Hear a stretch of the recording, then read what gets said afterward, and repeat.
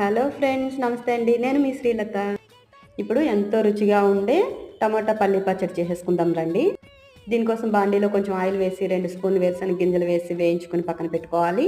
అలాగే 4 టమాటాలు ముక్కలుగా కట్ చేసుకొని బాండీలో వేసుకొని వేయించుకొని, ఒక 10 పచ్చిమిర్చి వేసుకొని వేయించుకొని, చిన్న సైజు నిమ్మకాయ అంత చింతపండు తీసుకొని మగ్గించుకొని, దానిలోనే కొంచెం కొత్తిమీర కూడా వేసుకొని మగ్గించుకొని, ఒక్క నిమిషం పాటు మగ్గించుకొని పక్కన పెట్టుకోవాలి. కొంచెం చల్లారిన తర్వాత ఇవన్నీ మిక్సీలో వేసుకొని టేస్ట్కి సరిపడా సాల్ట్ వేసుకొని కొంచెం బరకగా మిక్సీ పట్టుకోవాలి.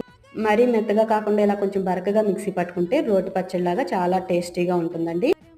అలాగే తాలింపు కోసం స్టవ్ మీద గిన్నెలో కొంచెం ఆయిల్ వేసి ఆవాలు, జీలకర్ర, పచ్చిశనగపప్పు, 2 ఎండుమిర్చి, కొంచెం కరివేపాకు వేసి వేయించుకొని పచ్చడిలో కలుపుకోవాలి.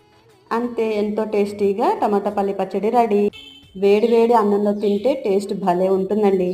మీరు కూడా ఒకసారి ట్రై చేయండి. వీడియో నచ్చితే లైక్ చేయండి, షేర్ చేయండి, సబ్స్క్రైబ్ చేయండి. ప్లీజ్ నన్ను సపోర్ట్. Thanks for watching.